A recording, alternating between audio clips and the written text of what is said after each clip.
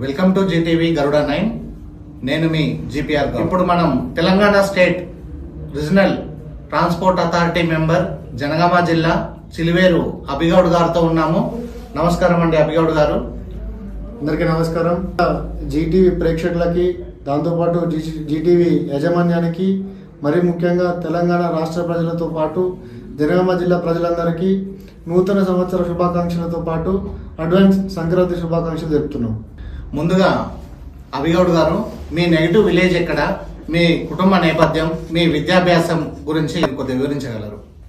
So మాది పాలకుర్తి నియోజకవర్గం, జనగామ జిల్లా. మా తాతలు ముత్తాతలు అందరూ కూడా అక్కడే ఉన్నారు. మాది సాధారణ రైతు కుటుంబం నుంచి వచ్చిన ఫ్యామిలీ. మా నాన్నగారు తాళ్ళెక్కి మా ముగ్గురు అన్నదమ్ముల్ని పెంచి పోషించిండు. సో మేము ఆ సాధారణ రైతు కుటుంబం నుంచి వచ్చినాము. నేను బీటెక్ జనగామ జిల్లా పెంబర్తిలో ఉన్న వివిఐటి కళాశాలలో పూర్తి చేయడం జరిగింది. అభిగౌడ్ గారు, మీరు ఎవరిని ఆదర్శంగా తీసుకొని రాజకీయ రంగ ప్రవేశం చేశారు? ఆదర్శం అంటే ముఖ్యంగా నా ఇంట్లో నుంచి పుట్టిన నా పెద్దన్న, నా తోబుట్టు సమ్మిగౌడ్ గారు. దాంతోపాటు అప్పుడు నేను కొత్తగా రాజకీయాల్లోకి వస్తున్నప్పుడు ఉన్న వ్యక్తులు, నేను ఎన్ఎస్ఏలో పనిచేస్తున్నప్పుడు తీసుకున్న వ్యక్తులు ఎవరుతున్నారో వారిని, దాంతోపాటు చామల కిరణ్ కుమార్ రెడ్డి గారిని ఆదర్శంగా తీసుకొని ప్రజాసేవ చేయాలి. సో రాజకీయం అంటే ప్రజాసేవ అని ఒక నినాదంతో పనిచేస్తున్న వ్యక్తులే నాకు ఆదర్శం. అటువంటి వ్యక్తులను చూసే నేను రాజకీయాలకు రావడం జరిగింది.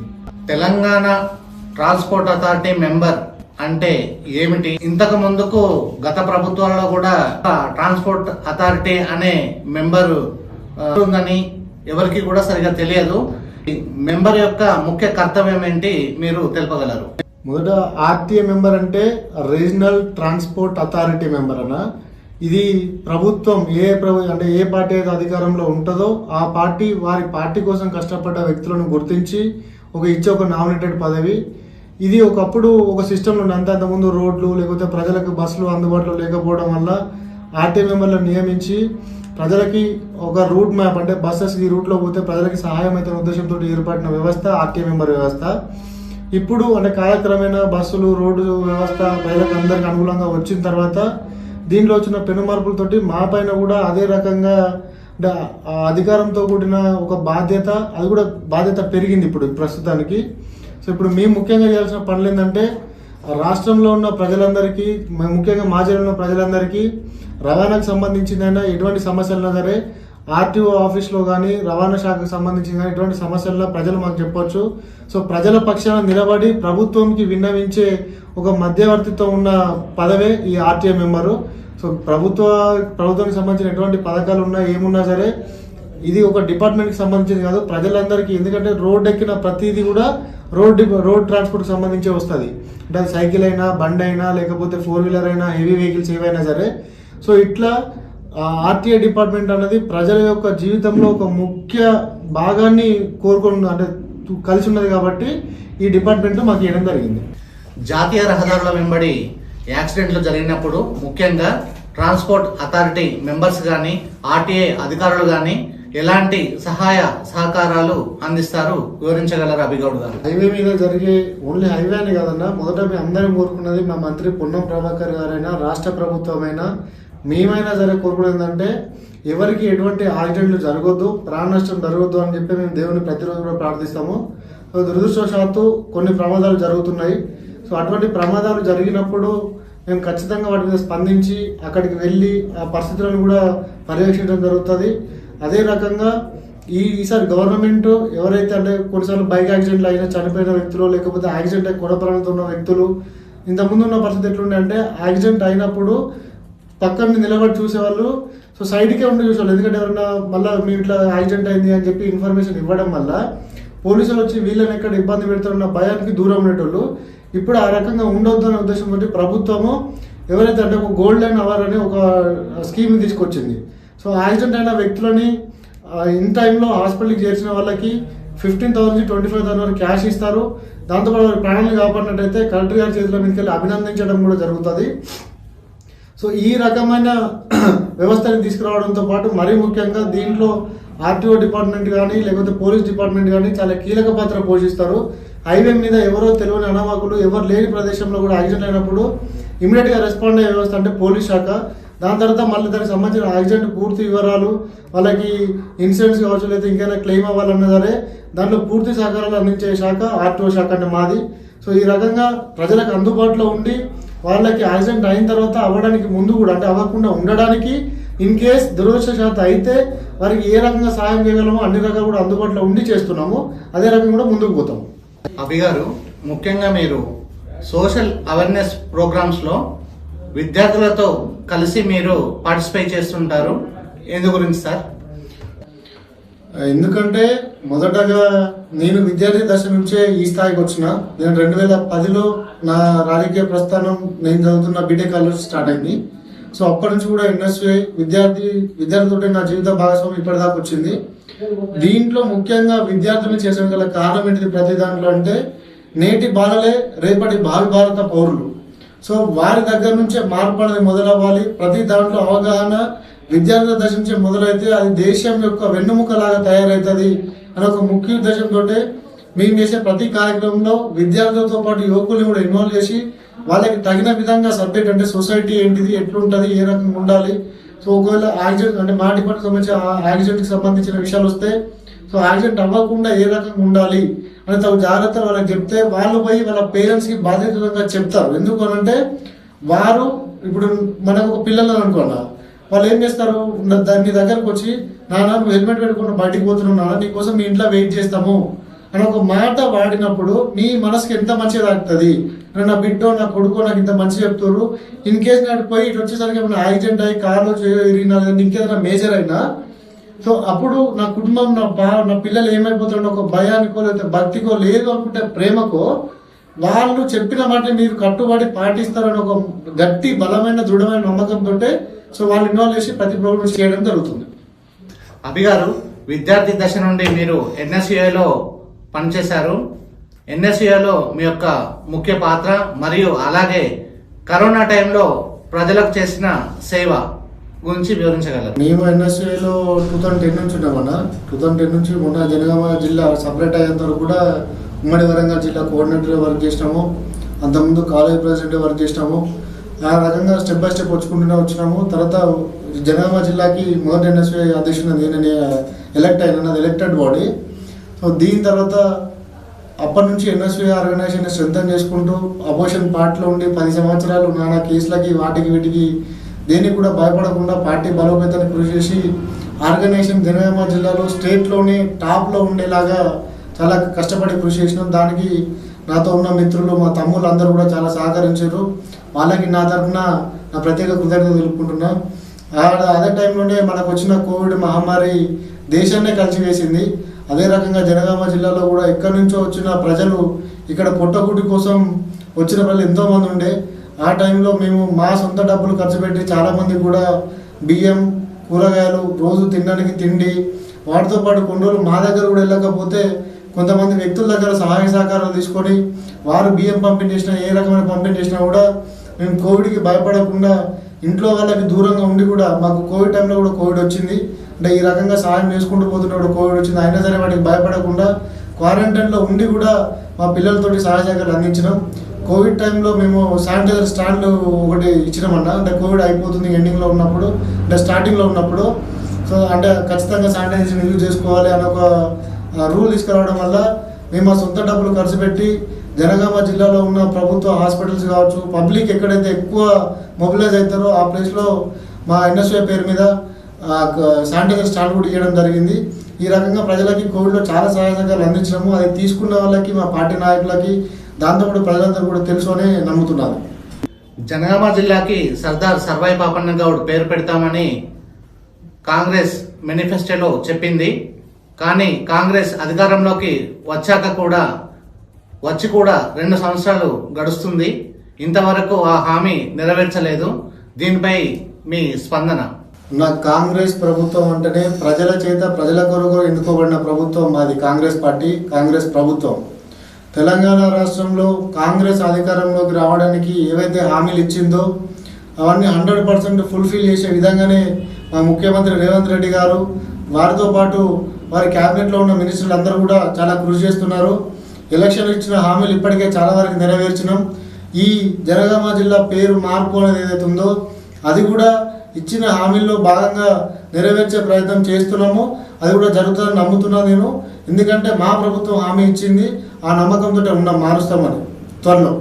42% బీసీ రిజర్వేషన్ పై మీ స్పందన?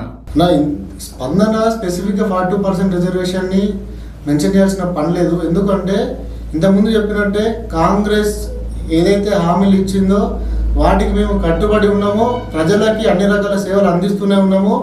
దాంట్లో భాగంగానే మేము 42% బీసీ రిజర్వేషన్ చూస్తున్నాం. ఎందుకంటే ఇది గొప్ప విషయంలాగా పరిగణించకుండా మేము ఇచ్చిన మేనిఫెస్టోలో ఏదైతే ఉందో దాన్ని ఖచ్చితంగా అమలు చేసే ప్రయత్నమే చేసినాం కూడా. అంటే అసెంబ్లీలో ముఖ్యమంత్రి రేవంత్ రెడ్డి గారి ఆధ్వర్యంలో తెలంగాణ రాష్ట్రంలో 42% బీసీ రిజర్వేషన్ బిల్లును ఆమోదం చేసింపజేసిన ఏకైక ప్రభుత్వం కాంగ్రెస్ ప్రభుత్వం. గత ప్రభుత్వము ఇదే రకంగా మాయమాటలు చెప్పి మన మధ్యలో మనకి గొడవలు పెట్టి కులాలని మతాలని విడగొట్టి గొర్రెలు బర్రెలు పెంచుకోవాలని చెప్పి పంచాలు పెట్టిన ప్రభుత్వం కంటే చిత్తశుద్ధితోటి ఉన్న ఏకైక ప్రభుత్వం అది బీసీల పట్ల, ఎస్సీల పట్ల, ఎస్టీల పట్ల, మైనార్టీల పట్ల ఉన్న ఏకైక ప్రభుత్వం అంటే మా కాంగ్రెస్ ప్రభుత్వం. ఇప్పటికీ మా చేతిలో ఉన్నంత వరకు, మా పరిధిలో ఉన్నంత వరకు తెలంగాణ రాష్ట్రంలో ముఖ్యమంత్రి రేవంత్ రెడ్డి గారు చెప్పిన విధంగా 42% రిజర్వేషన్ అనేది అమల్లో ఉంది. అది చేస్తున్నాము. అది సెంట్రల్ క్యాబినెట్ ఆమోదం కావాలి, దానికి సహకరించమని చెప్పి మేము ఢిల్లీలో కూడా ఆల్రెడీ ఒక ధర్నా కార్యక్రమం చేయడం జరిగింది. దాంట్లో మేము కూడా పాల్గొనడం జరిగింది. ఇదే రకంగా సెంట్రల్ క్యాబినెట్ ఆమోదం పొందడానికి బీజేపీ ప్రభుత్వం మీద కూడా మేము ఒత్తిడి తీసుకొస్తున్నాము. దానికి తగిన కార్యాచరణ రూపొందించడం జరిగింది. ఆ ఇంప్లిమెంటేషన్లో బీసీ కుల సంఘాలు అన్నీ కూడా పాల్గొన్నాయి. సో వారికి కూడా మేము కృతజ్ఞతలు తెలుపుకుంటూ మా వంతులో నీవు అయిన తర్వాతనే ఖచ్చితంగా చేస్తున్నాము. అయింది మా వల్ల. ఉమ్మడి వరంగల్ జిల్లానే కావచ్చు, లేక జనగామ జిల్లానే కావచ్చు, గత బీఆర్ఎస్ ప్రభుత్వంలో అభివృద్ధి పథంలో నడిచిందా, లేక ఇప్పుడు ఉన్న ఈ కాంగ్రెస్ ప్రభుత్వంలో అభివృద్ధి చెందుతుందా చెప్పగలరు? అభివృద్ధి అంటేనే అది కాంగ్రెస్ ప్రభుత్వం. నా కాంగ్రెస్ ప్రభుత్వం ఉంటేనే అభివృద్ధి జరుగుతుంది. అది సెంట్రల్లో అయినా స్టేట్లో అయినా. గత 10 సంవత్సరాలు దాటిన బీజేపీ ప్రభుత్వము, ఇక్కడ తెలంగాణ రాష్ట్రంలో ఉన్న టీఆర్ఎస్ ప్రభుత్వము గత 10 సంవత్సరాలు రాష్ట్ర ప్రజల్ని దోపిడీ గురి చేసి వారి యొక్క ప్రాణాలని సైతం గుప్పెట్లో పెట్టుకొని భయపడే పరిస్థితి తీసుకొచ్చింది గత ప్రభుత్వం. మా ప్రభుత్వం వచ్చిన తర్వాత ప్రజలకి, ఎలక్ట్రానిక్ ప్రింట్ మీడియా వాళ్ళకి కావచ్చు, సాధారణ ప్రజలకి ధర్నాలు చేసుకోవడానికి కావచ్చు, విద్యార్థులకి, యువకులకి, నిరుద్యోగులకి ప్రతి ఒక్కరు కూడా స్వాతంత్రాన్ని ఇచ్చింది. ఎక్కడ లేని విధంగా, ఏ రాష్ట్రంలో లేని విధంగా అపోజిషన్ పార్టీ ఎమ్మెల్యేలకు కూడా ఇందిరమ్మ ఇండ్లని శాంక్షన్ చేసి 40% ఇచ్చిన ఏకైక ప్రభుత్వం కాంగ్రెస్ ప్రభుత్వం. గత ప్రభుత్వం అపోజిషన్ పార్టీలో ఉన్న వ్యక్తి దగ్గర రావాలంటే కూడా ఏదో శత్రువును చూసినట్టు చూసి, అంటే వారి యొక్క నియోజకవర్గ అభివృద్ధి కోసం సంబంధిత మంత్రి దగ్గరకో, ముఖ్యమంత్రి దగ్గరకో పోదామంటే కూడా రానియలేని పరిస్థితి. కానీ ఈరోజు కాంగ్రెస్ ప్రభుత్వంలో ఉన్న ఏ అపోజిషన్ పార్టీ ఎమ్మెల్యేలు సరే డైరెక్ట్ మా ముఖ్యమంత్రి గారిని కలవచ్చు, మా మంత్రులను కలవచ్చు, వారి నియోజకవర్గ అభివృద్ధి కోసం పనులు కూడా అడగవచ్చు. వాటిని ఇస్తుంది కూడా కాంగ్రెస్ ప్రభుత్వం. కాంగ్రెస్ ప్రభుత్వంలోనే అభివృద్ధి, పేద ప్రజలకి న్యాయం, ప్రతి కులాలకి, మతాలకి, అందరికీ కూడా ప్రజలందరికీ న్యాయం జరుగుతుంది అంటే అది ఏకైక పార్టీ ప్రభుత్వం కాంగ్రెస్. అభి గారు, మీరు గౌడ కమ్యూనిటీకి చెందిన వారు కాబట్టి ముఖ్యంగా ఈ గౌండ్ల జీవన పోరాటంపై మీ యొక్క అభిప్రాయం? నా ఒకప్పుడు గత ప్రభుత్వం అంటే ఇక పదే గత అని తీయడం నాకు కూడా ఇష్టం లేదు. కాకపోతే ఏంటంటే ప్రజలు నష్టపోయింది, ప్రజలు ఎక్కువ మొత్తంలో ఒక భయాందోళనమైన జీవితాన్ని గడిపింది గత ప్రభుత్వంలో. కాబట్టి నేను గత ప్రభుత్వం అంటున్నా.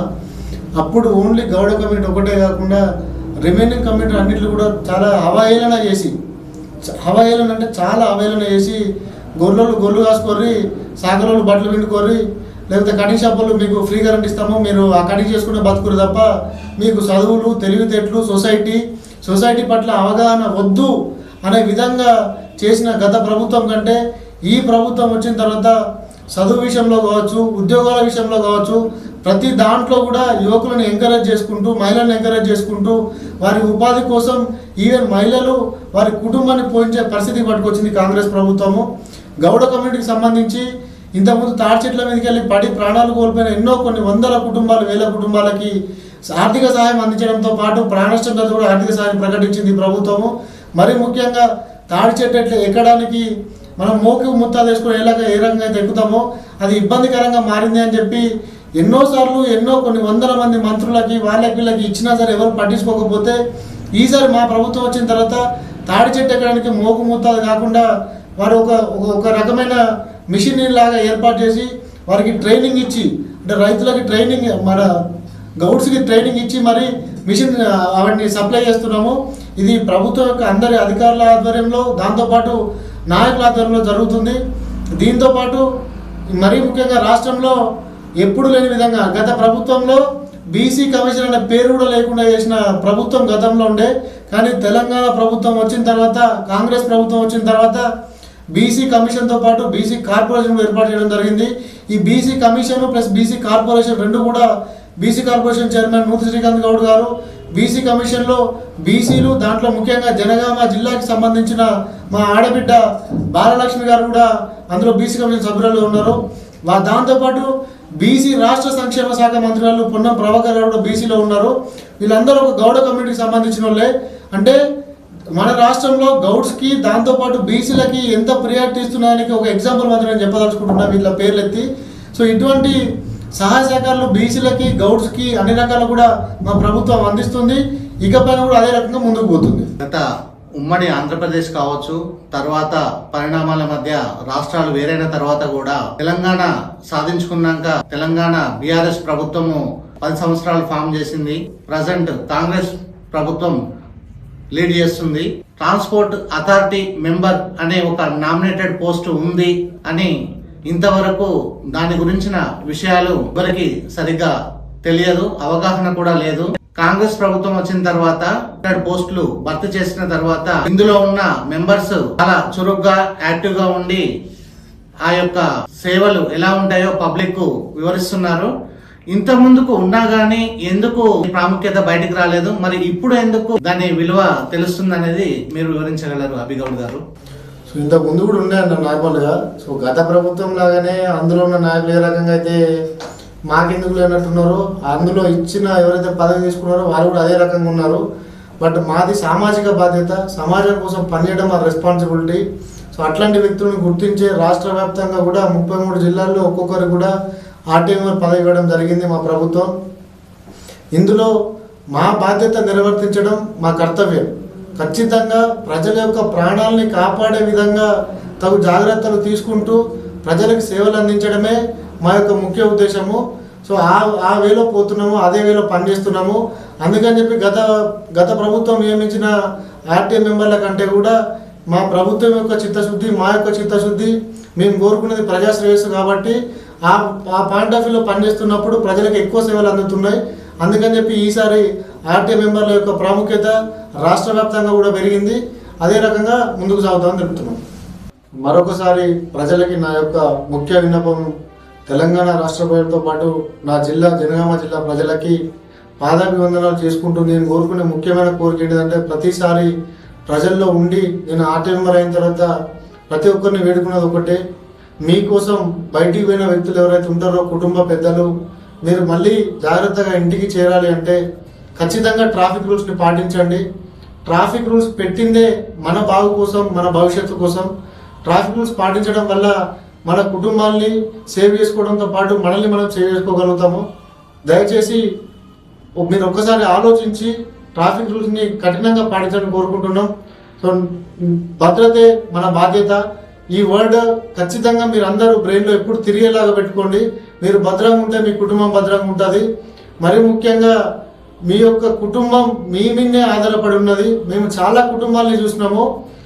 ఇంటి పెద్ద చనిపోతే ఆ ఇంట్లో ఉన్న వైఫ్ లేకపోతే వాళ్ళ పిల్లలు రోడ్డు బారిన పడి తిండి లేకుండా, కనీసం అంటే కట్టుకోవడానికి బట్టలు లేకుండా దీనమైన దయనీయ పరిస్థితిలో ఉన్న కుటుంబాలని చూసినాము. కడుపు నిండా కని 20 నుంచి 30 సంవత్సరాలు పెంచిన కొడుకులు కూతుర్లు చనిపోతే కూడా వాళ్ళ కడుపు కోత తీర్చని పరిస్థితిలో ఉన్న పేరెంట్స్ బాధ యొక్క కూడా చూసినాం. దయచేసి ఈ రోజుల్లో ఉన్న యువకులు ఎక్కువ డ్రంక్ అండ్ డ్రైవ్ చేయడం, హెల్మెట్ ధరించకపోవడం, మాదక ద్రవ్యాలకి బానిసలై ప్రాణాలని పోగొట్టుకోవడం జరుగుతుంది. ఇటువంటి వాటికి యువకులందరూ దూరంగా ఉండి మీ కుటుంబాన్ని జాగ్రత్తగా చూసుకోవాలని కోరుకుంటున్నాం. దయచేసి ప్రమాదాలని నివారిద్దాం, మెరుగైన సమాజాన్ని కాపాడుకుందాం. ఇది నా యొక్క స్లోగనే కాకుండా మా మంత్రి పొన్నం ప్రభాకర్ గారు, దాంతోపాటు మా ఎంపీ చామల కిరణ్ కుమార్ రెడ్డి గారు, మా కాంగ్రెస్ ప్రభుత్వం అందరూ కూడా మీకు రిక్వెస్ట్ చేసి మరి చెప్తుంది. దయచేసి ప్రమాదాలను నివారించే విధంగా మీరు జాగ్రత్త వహించాలని, ట్రాఫిక్ రూల్స్ పాటించాలని, మాదక ద్రవ్యాలకు దూరంగా ఉండాలని కోరుకుంటూ జీటీవీ ప్రేక్షకులకి దాంతోపాటు యాజమాన్యానికి మరొకసారి నా యొక్క ఈ ఉద్దేశాన్ని మీ దాకా తీసుకురావడానికి కృషి చేసిన ప్రతి ఒక్కరు కూడా ప్రత్యేక ధన్యవాదాలు తెలుపుకుంటున్నాను. Thank you very much.